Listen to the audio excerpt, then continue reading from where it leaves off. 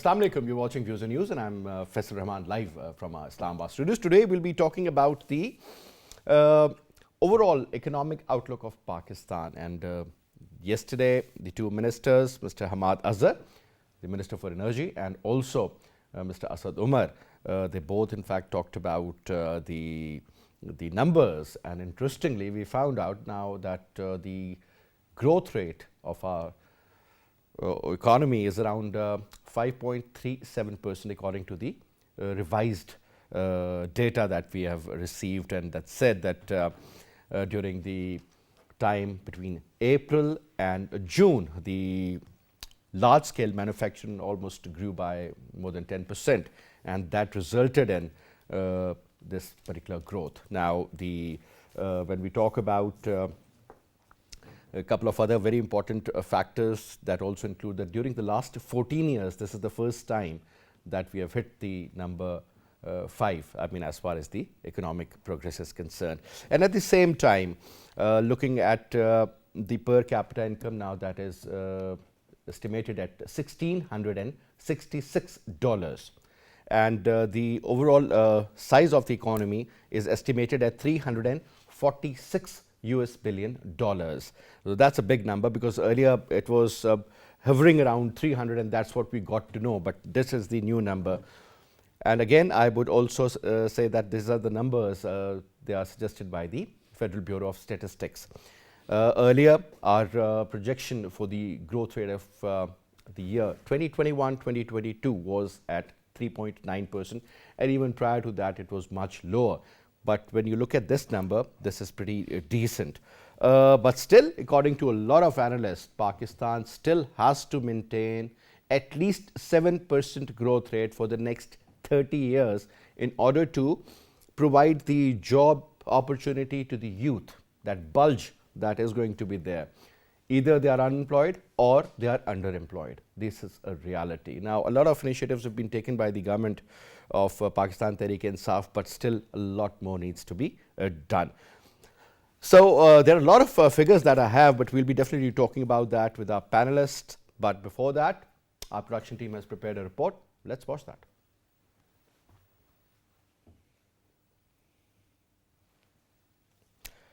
So we'll just be showing you the report, but before that, let me quickly introduce you to our panelists now. We have with us in our studio on my right is Faheem Sardar Saab, Senior Policy Specialist, and he is also a Senior Economist. Thank you very much for your time.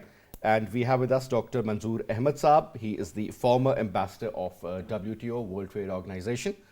Thank you so much, sir, for your time. And we also have with us Sana Tawfik. She is joining us on Skype from Karachi. Lady is an economist and associated with RF Habib Limited. Thank you very much, ma'am, for your time also.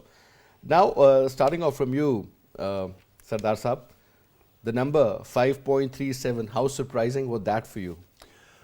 Interesting is more the word, because this is a revision of the baseline, and whenever something is revised, you have to take it with a pinch of salt as well as with a bit of a dose of reality. Why am I saying that? Sometimes when you revise, statistics have to be revised with time. Statistics have to make sense over time.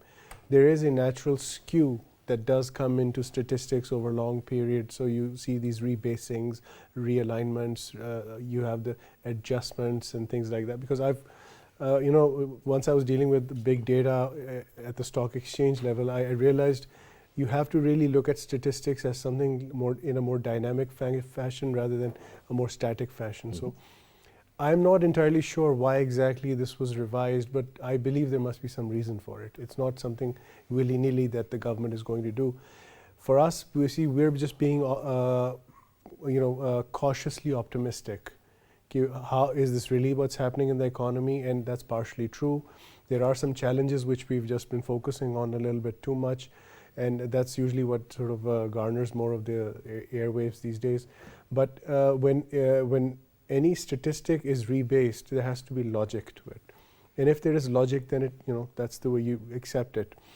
If one big test of a rebasing is its sustainability and its ability to make sense. If it is not making sense, then that rebasing is not correct. If it is making sense, then that means it was something which was most probably overdue. So for the time being, the government has taken a decision. The government feels that this is more appropriate, this is more accurate. We have to take it as it is. Of course, we have to monitor it. And we have to be honest with ourselves that if this is the truth, then fine. That's the way it is. But if there's a mistake that's been made somewhere, we should go for a reversal. But sir, the difference is around 1.5%, and that's not a joke. It's huge. And it's quite a lot, because 5.4% growth, GDP growth, is actually pretty strong in a COVID, and we're still in a COVID environment, by the way. Today was the highest number of cases reported. Exactly. And you're coming out of a very severe COVID 2 years. You see, we've learned to deal with COVID. We've learned to sort of, keep our economy moving, but that does not mean you're out of the woods. That does not mean things are, all fine. So if you're growing at, let's say, 5.4, that's fantastic. What I do is I would like to sort of say, okay, reduce it by, for discussion's sake, reduce it by a percentage and a half, reduce it by 2%. You're still growing. You're still growing. You're not growing as fast as we want, but we're still, the country has come out of a very tough situation. We've had COVID, we've had locusts, we've had problems with India, that is expensive as well. Then we've had to help the Afghanistan people with Afghanis, that's expensive as well. Even then, if you're growing, that means the country is at least on the right track. Yeah, we have issues of inflation, we have issues of fiscal balance. 12.3% is what the government says is the inflation rate, sir. 12.3%. It's food inflation, primarily fueled by fuel inflation. So, I mean, if we're going to import fuel, that's always going to be a problem. If we were generating 400,000 barrels of oil per day, you wouldn't see this inflation. Most of it would have been sterilized in any case. There's still, even the coal is being imported, sir. Well, yeah, partially that's true. Energy Yeah, but you see, that's the whole configuration issue. The economy, our economy has been, over the past, I think, 40 years, been configured to be more import oriented. We have to be more. And the irony is, in all our policies, there is an indigenization clause everywhere. If you're in the petroleum sector, if you're in the auto sector, if you're in the telecom sector, that you're supposed to indigenize. You're supposed to bring your economy up to into a mass production level rather than a mass importer level. So we have that thing in the policy, but we still, for example, when it comes to oil, that is one of the major inflation-causing components. We're still importing oil, and if OPEC prices have now gone up to around about 76 barrels of oil per barrel, sorry, $76 per barrel. Yeah. So of course we're going to get hit by that, because we're importing most of our oil from Saudi. So we have to balance it out. We have to indigenize, and we have to make sure that we can somehow now move away from this import economy. I mean, that's a great question, but how? That is the problem, because there is no plan. The government ends up blaming the previous government that Nawaz Sharif did this, and we are still importing the coal, and we are still importing oil because most of our energy producers, this is the basic input. And perhaps that is beyond your control. These are the macro environmental factors you just cannot control. In a country like Pakistan, no way. Now coming to you, sir, Manzoor Saab, a couple of interesting facts, sir. I was going through the prices. I mean, we talk about the large-scale manufacturing. The government claims that during the period between April and July, April-June perhaps, 3 months, I mean, we have shown significant growth in the large-scale manufacturing. And obviously, they were talking about the auto industry as well. But sir, having said that, now, after the increase, I mean, on small cars, I'm talking about Toyota, let me take the name, I mean, that's how it is. 2.4 to 2.5% increase, the very basic price I'm talking about, and almost 4.8 to 5% increase in vehicles like this Revo and Fortuner. Sir, and then because of the GST and so many other factors, now I'm just saying that on one side, they say that, we are going to look after the salaried class. They are the ones which have been hit mostly because of the inflation issue, sir. Then there is a certain huge, I would say, bulk that is being taken care of through SR's program and certain other, I would say, ideas by the government. But sir, having said that, now when you look at the kind of arrangements the government has, I mean, we'll talk about the numbers, but sir, there are certain steps, I mean, which are not at all making sense. I mean, is it because of the pressure on the State Bank of Pakistan? Because there's a lot of hue and cry regarding that it should be an autonomous body, but who is holding the reins of the State Bank of Pakistan, number one? And the second question, sir, over here is that looking at the current situation, sir, I mean, we were lucky that law and order wasn't an issue, but is going to become one in the near future. It has started. So these are the realities. And we are not ready to do trade with India, though we have announced, but let's see how we move forward. And there are so many ifs and buts.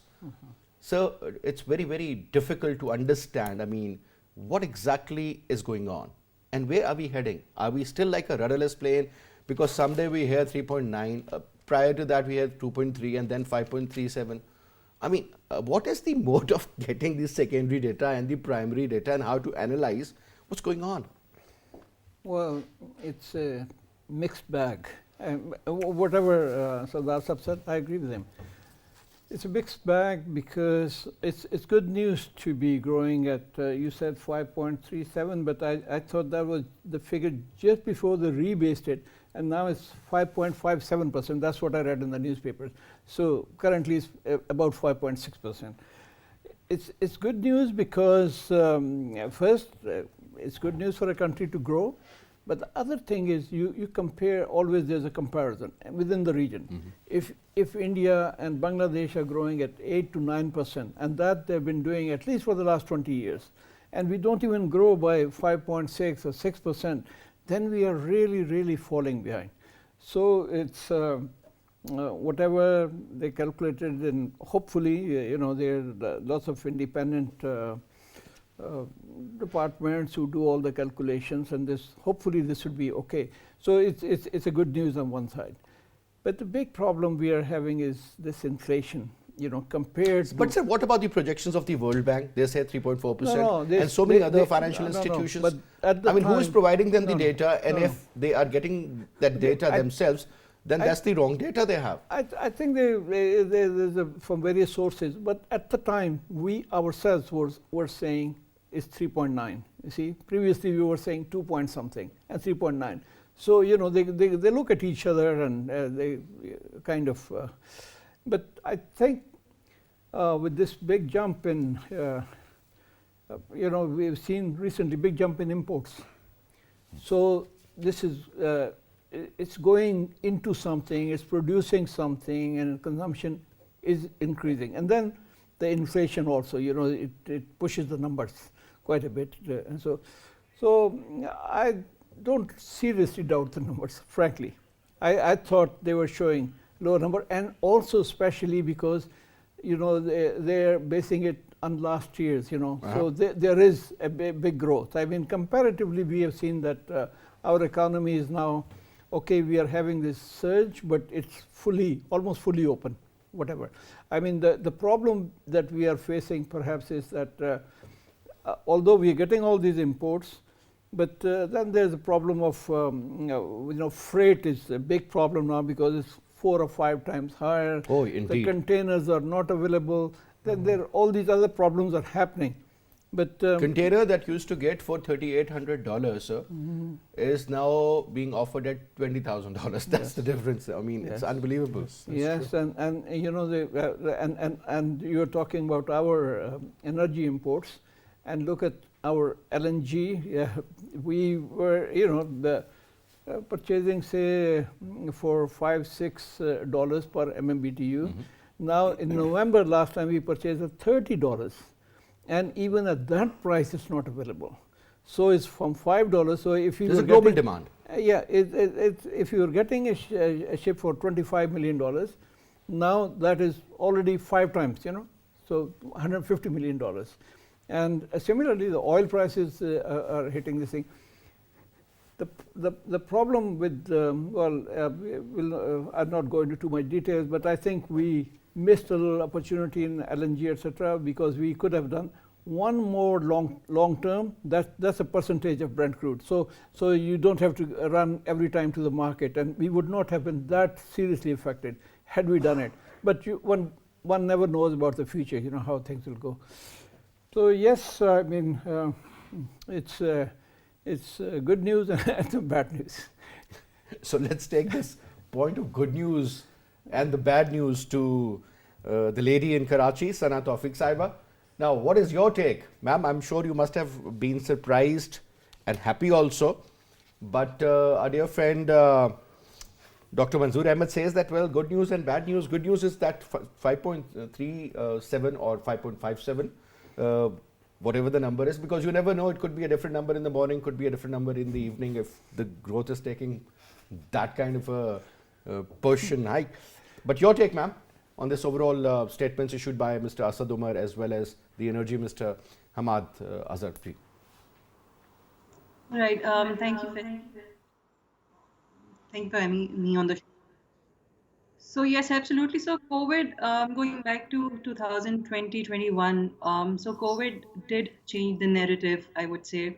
So from growth, focus shifted to survival, and we saw global economies coming up with stringent lockdown measures in during that period. So Pakistan too also took some containment measures, and against the backdrop of socio-economic damage done by the pandemic, I think this number of 5.37. So basically, 5.37 is based on the previous base year, that is 2006, fiscal year 2006, and the current revision in the base year from 2006 to 2016, this number goes up to 5.57. So yes, it is no less than a surprise to see Pakistan's economy, I would say, surpassing expectation and posting such a huge number of growth. So, see, globally, rebasing is done frequently. We saw Bangladesh and India doing it many years ago, and obviously they claimed higher per capita income on the basis of a new base. I know there are some people calling the rebased GDP growth statistical mirage. But I think it is a bit unfair to give it a political spin. So in case of Pakistan, this rebasing is done almost every 10 years. So this was due from 2016, finally done after a lag of, I would say, around 6 years, but this was long overdue. And talking about the GDP overall, so this time around, despite all those socioeconomic challenges, I think Pakistan, as we say, was able to pull off a V-shaped recovery. So it was a well-rounded and I would say a broad-based recovery, and we saw contributions from all quarters of the economy. It's not that only industrial sector performed; it was also the agriculture sector that contributed.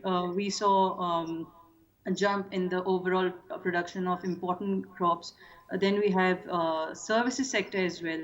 So that contributes around 60% to the overall GDP. So yes, it was, I would say, well-rounded and a broad-based growth.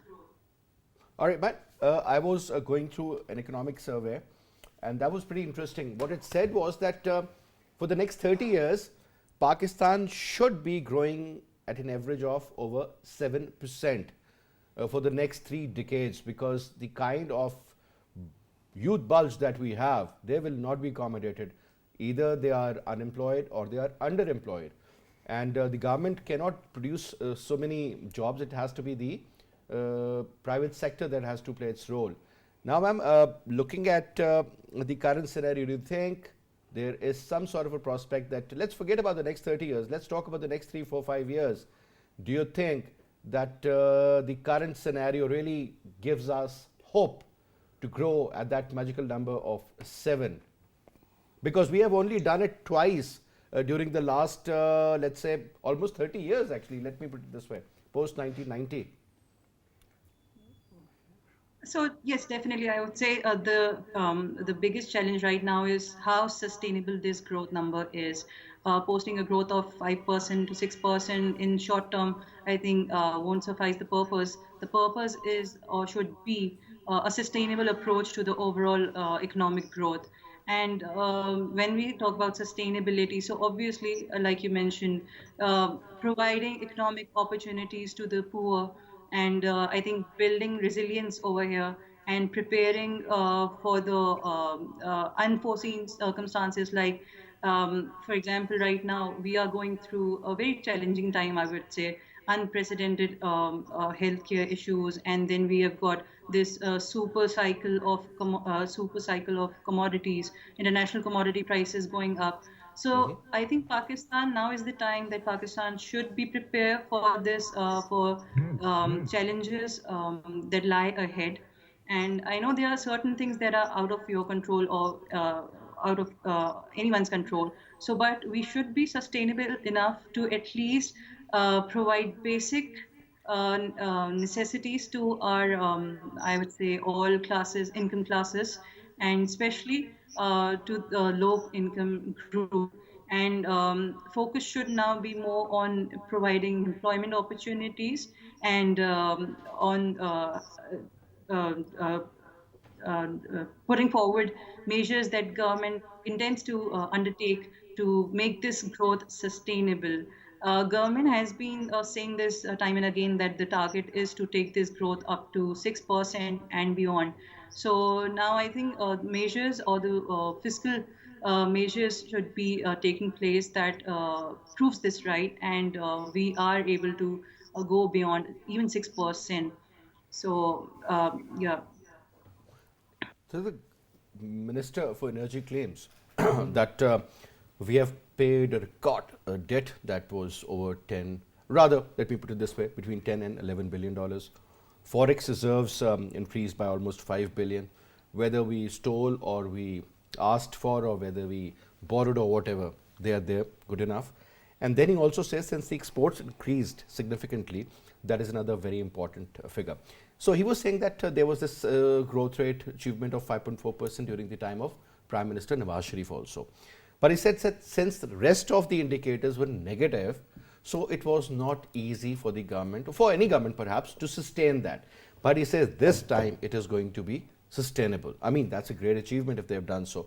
But so looking at the future, the kind of borrowed payments we are talking about, the kind of oil supply and the terms and conditions that we have, the kind of money that we have in fact gotten from the Middle Eastern countries like Saudi Arabia for that matter, and those terms and conditions are much more worse, let me say, than even the IMF conditions.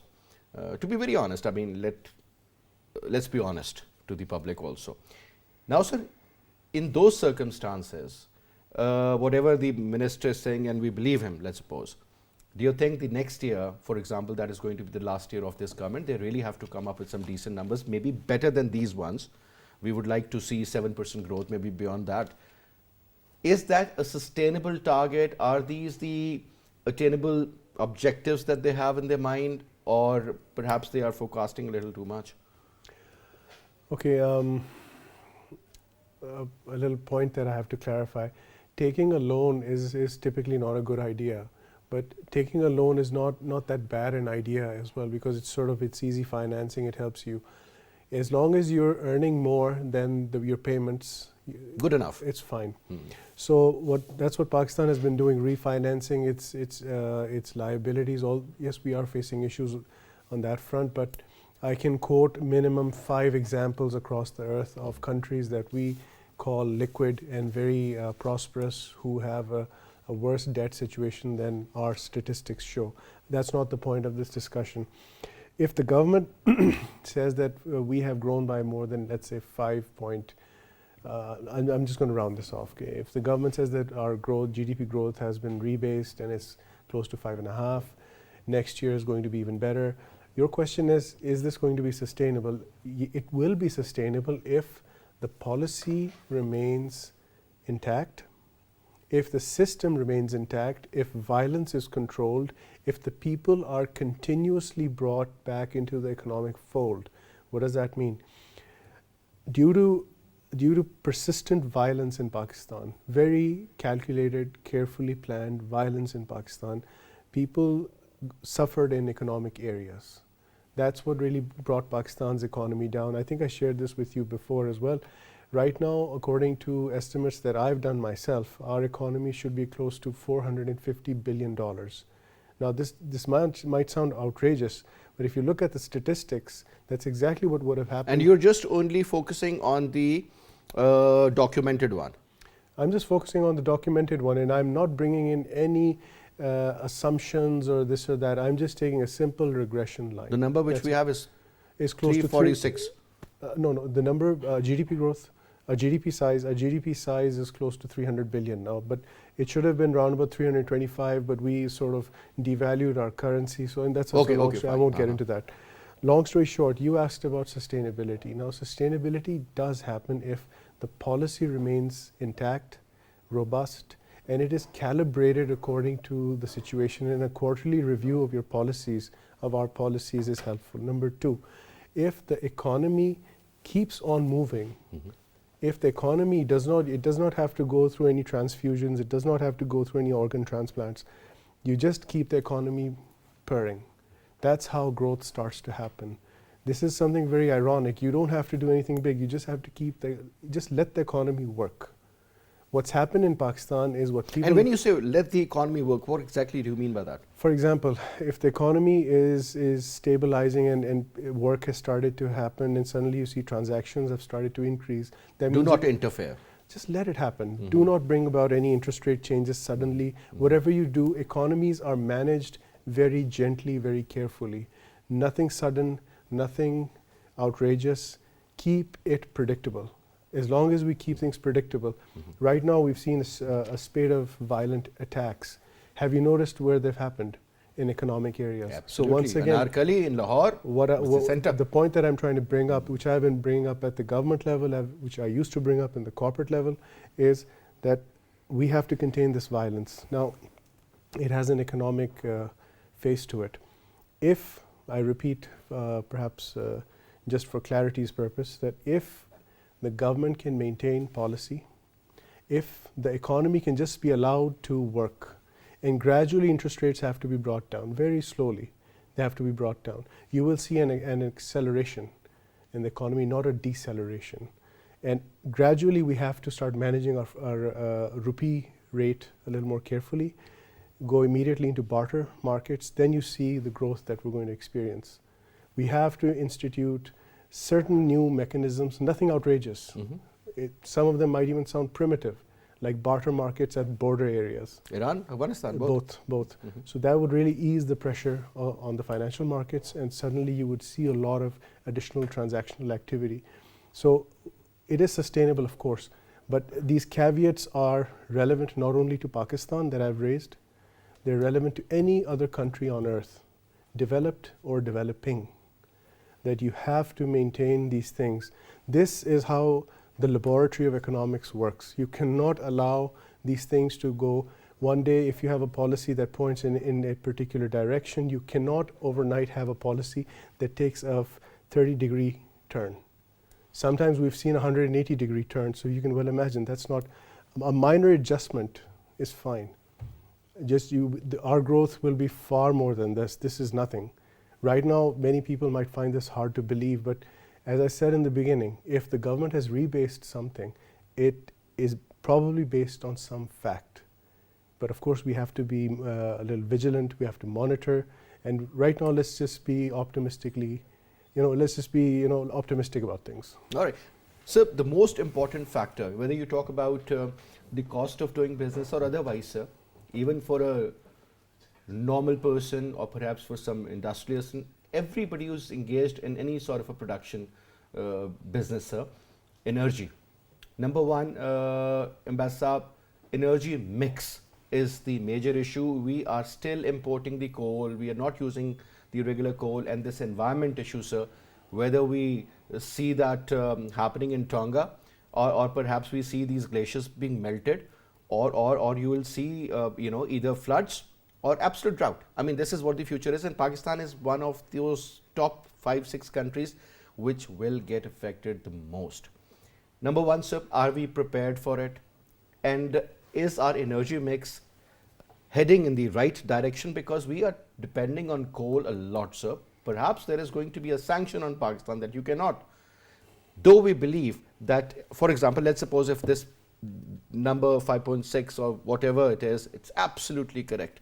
That means, sir, you will be requiring 15% additional energy every year, sir, in order to maintain that kind of a growth. That is another indicator.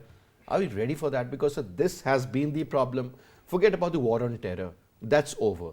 But, sir, energy shortages, in fact, really, I would say, made us grow from a growing nation, and we were almost very close. I still remember we were better than Vietnam. They were far behind than us during the time of General Musharraf, and we were saying, oh, well, we have become the Asian tigers. The plane has taken off, and now let's see where we'll be heading. But, sir, headed towards a disaster. That's what happened. Sir. Yeah, first about energy. I mean, we are not unique in importing energy. You see, India is importing about the same, 25% of their total needs are imported. Bangladesh is importing, and maybe less so in Vietnam, but you know, most of the countries import. So that's the other thing about energy mix. At one time, you know, say around 2013-14, it was very bad. Why? Because we were using furnace oil to produce electricity. Almost 35% of our electricity is produced from furnace oil. Furnace oil is the worst. I mean, in terms of environment, in terms of cost, in terms of, you know, there's a lot of stealing and all sorts of things. So that was changed. I mean, we have these two LNG producing plants, LNG run electricity plants. They're one of the best in the world. So energy mix, unfortunately, with a lot better productivity level also. Yeah, productivity. And also, I should tell you something about the coal. Because we started, we hardly had any coal plants. So this 3 or 4 that you know, whatever the number, I can't exactly remember. Some are in the way and some have already been. So they're relatively, in terms of overall emissions, etc., still the number is very low. And since this Sahiwal plant and Port Qasim plant and the other one, they are again very modern. They are not producing that much emissions. So obviously we needed a mix. We needed some LNG, some coal, some hydroelectric. So this is, and a lot of hydroelectric is on the way. It's coming. You know, they're near completion, etc. So they're coming. So that is not a serious problem. Obviously, if we had our own energy, but even our own energy, if we find, say, tomorrow some big gas deposit, the cost is going to be about $7. You know, so it's about the same. Our Qatar agreements are about $7, $8. So it's about the same. Now that's about energy. But obviously, because since we are depending a lot on energy, and it has to be kept competitive compared to the region, otherwise we won't make it. Now you were asking, what's the way to bring up our, you know, growth and keep it, sustain it like that? I think 2 or 3 things we need to do. First, we need to increase our trade in the region. Every country you look, 35–40% trade is in the region. One of the reasons Bangladesh is really going like this is it gets it gets 7–8 billions of raw materials from India, converts it and makes it 3 times more value added. And we could get our pharmaceutical raw material, our cotton, our soybean, so many things much cheaper because the international freight charges are much higher, and we could just get it next door.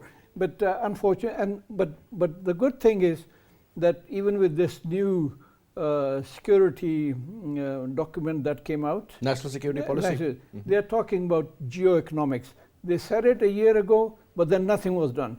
Now I think they said it again, sir. But now they're asserting more. You know, so it's a geoeconomics instead of geopolitics. So they say, okay, some geopolitics, but geoeconomics. So there'll be more concentrating on economics. So that's a good news. So if finally they've understood the importance of political economy. True. Yeah, so if then, for example, I think last report a few years ago, 3-4 years ago, World Bank had come up with, Pakistan, India has a trade of about 2 to 3 billion. That was the maximum then, before it stopped.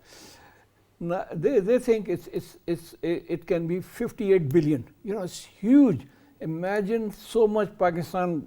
Mostly it will be in India's favor, but when you talk in terms of trade deficit, it happens. You run into deficit in one country, you run in surplus in another country. And also another thing, of the, say, there was some survey of 160 countries, and 120 countries were in deficit. It's a trade deficit, So it's mostly these oil-producing countries, or countries like China or Japan or top Germany. manufacturers or countries with a lot of very few. resources. But Yes. most developing countries, they have to import machinery, they have to import energy, they have to import raw materials. So it goes like this, but over time they make it. But how do they compensate? By two ways. One is that they export some value-added things like software, where we are. We are not there. I know we say 2-3 billion, but that's hardly anything. If India is exporting 150 billion and we are 3 billion, that's nothing. Absolutely. So what we need to do is push this. And what Sardar was just saying about consistency. We in June, when the budget was announced, they said, okay, we are reducing tax on internet and this mobile phone, this card you put in, from whatever to 10%, and in June it will be 8%. Instead, what we did last week, it went up. We doubled from 8 to 15%. So these things, if somebody, some investment coming in IT or something, they'll think what happened. For them, it's double. So we were promised 8%, and it's doubled. So these things should not happen. And one is this, because India is also big deficit country. I think 300 billion their exports and 500 billion import. But through software, through such things, they make money. That's why they have now foreign exchange policy of over top-notch 600 Hollywood movies are being edited in India. And other than that, you talk about Bangalore. So I think that is, Yes. look at the way that area has that is- developed. that It's is the way. unbelievable. That is the way. You can compare it with a lot of modern cities in the world now, sir. Yes. So you run in loss somewhere, but then you make a lot of money elsewhere. But we need industry, because industry provides jobs, etc. And one of the things that in this new GDP calculation they did,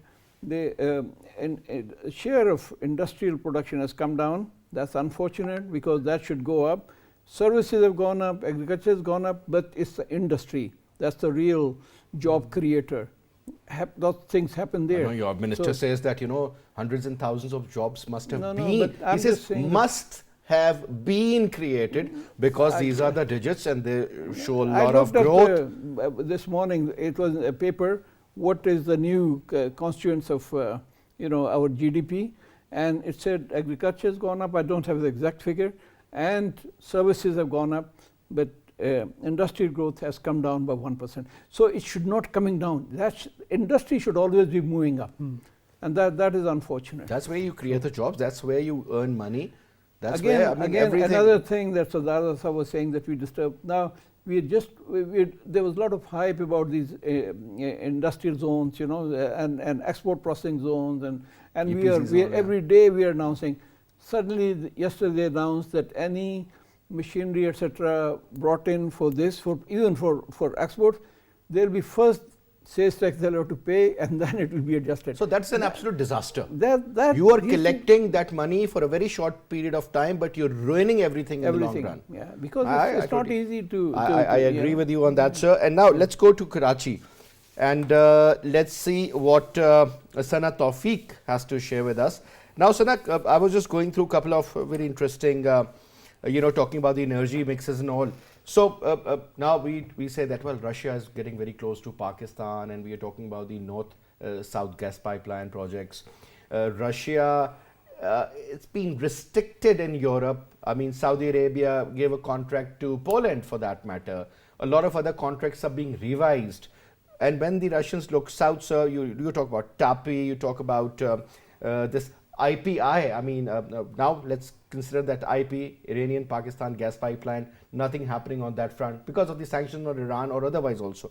Now, we have a lot of opportunities, but those opportunities are not very easy to avail, unfortunately, because of the international pressures or the Western pressures, let me put it this way. Ma'am, energy is going to be the key factor. Honestly speaking, that is where we need to invest and invest on ASAP basis. Secondly, ma'am, because I would like you to answer this first and then I have another question for you also, please. Absolutely. So the thing is, when we talk about with the target to integrate the country's, I would say, state-run electricity grids, I think the target should be to integrate this grid into a more coordinated system capable of managing power supplies. And especially when we talk about power supplies, obviously, we are talking about energy mix. So I think the most important factor over here is the structural reforms that we have been talking about in the power sector and the energy sector for years now. Entering into IMF program, I think it already meant that deeper reforms would be required as a prerequisite to adopt adopting solutions that can ensure continued growth. So continued growth of the energy chain. So I think that is one positive of the program. That, however, it shouldn't have been that way. Obviously, we should have taken up these structural reforms ourselves. But I think being in this program, government becomes more disciplined, and we are bound to take certain measures that help the overall energy chain to improve.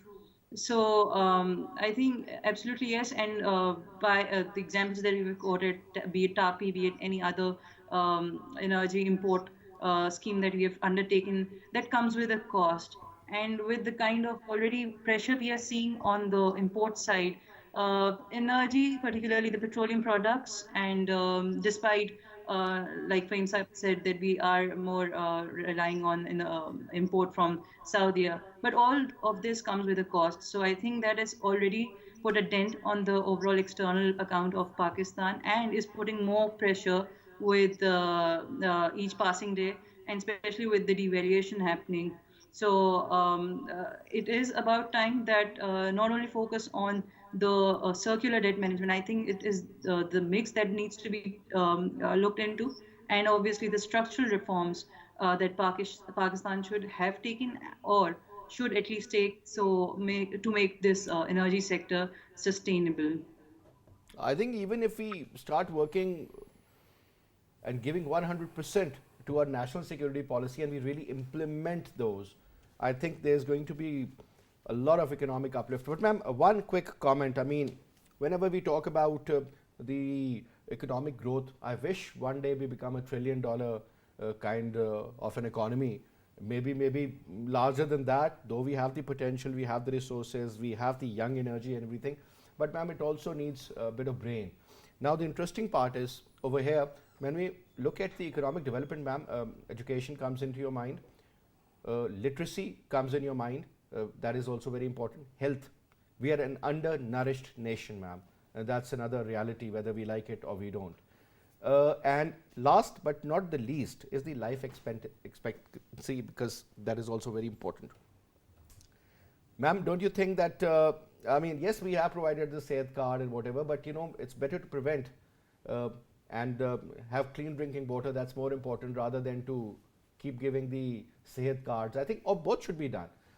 And at the same time, ma'am, talking about the level of literacy that exists in Pakistan for the majority, ma'am, it could not be worse than this. I swear, a lot of African countries, they have done wonders. And I'm shocked to know that where are we heading? What sort of a school system, class system is there? Khan Saab introduced some new programs. Where are we heading, ma'am? Are we geared up for the next 3 quarters of the first half of the 21st century, ma'am, or we are still stuck with Alif Anar, Bebilli and Pepanka? Faisal, absolutely. I think that's the quite a sad dilemma of our economy. When we talk about economy, you kind of ignore the socio health and all these aspects of the economy. I think without uplifting these sectors, you cannot talk about sustainable growth. So the Absolutely. first step should be to identify the opportunities, the viable opportunities, and obviously also look into the key challenges that are limiting the economic growth. You've talked about literacy rate, you've talked about employment, you've talked about the workforce and overall business environment. So, unfortunately, yes, I think these areas have been neglected. The numbers speak for themselves. So, I think it is about time that effective policies and institutions both ensure not only the rule of law or political stability, we should also now start focusing on. I mean, it is high time.